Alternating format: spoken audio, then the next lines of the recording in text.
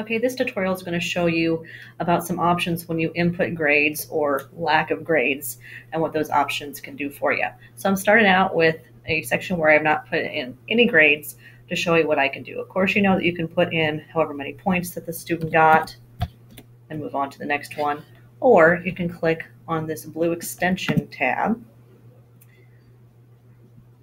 and it's going to give you some other options. You see you've got T, M, L, I, C, H, X, and DR. Okay, so I'm going to show you what all of those things do for you. First of all, the T is to fill that it's turned in. A lot of times if I can't get to the grading before the due date, because once, of course, it hits that due date, remember, it shows on the parent side that something has not been turned in, that it's overdue, and it may not be overdue. They may have turned in, but you haven't put anything into the grade book to indicate that. So first of all, always remember to put in the correct due date, not the same day that you put it in. And then remember that by the due date, you have to have something in there to tell the parents what's going on. So if they've turned it in, but you haven't had a chance to grade it, you can just click T. It's going to give you this little flag. You'll see it there, turned in.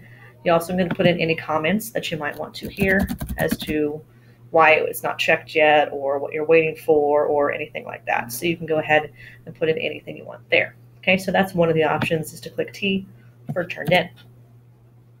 Another option that we have is the M, and the M is for missing. You have not received it, it's not there, it's not anything you can grade. So you just click on the M, same thing, it's going to give us a box that indicates that it's missing, a little tab, and also that red. That red indicates basically a value of 0 into the system. So if you put something in as missing, it will affect their grade. So keep that in mind too before you click missing. So there's that. You can also put in a comment if you'd like.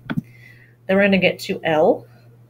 L, of course, is for late. They've turned it in, but it's late. So let's say that this person got 20 points, but it was late. We just want to indicate to the parents that it was late. You can put in a note about when you got it, anything like that you could opt to do there. Okay, so that's late. Okay, next one is I. We're going to hover on that one, and it's incomplete. So maybe they turned it in, but it was only half done. You could indicate that it's incomplete just by clicking on the I. Once again, it will give you a flag. You notice that there's no pink, so it doesn't affect the grade. This indicates that there's something more that the student needs to do. I would always recommend putting a note, though, because parents don't always know what all of these things mean the way that we do. Okay?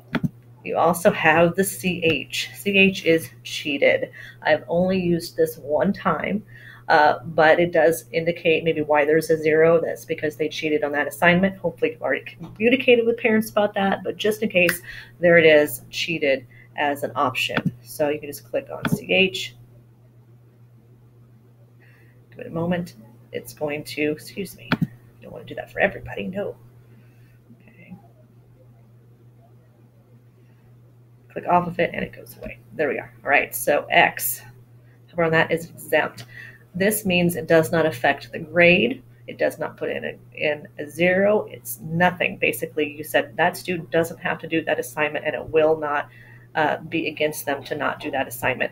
You might do that if somebody's gone that day and just wasn't there to complete that assignment, and you don't want to worry about them making it up. Just click on X, and it's going to give it a gray box this time. It basically means this doesn't mean anything to this student at all, except might put a note as to why they were exempt, just for later reference or for parents. Okay, and then the last one is DR.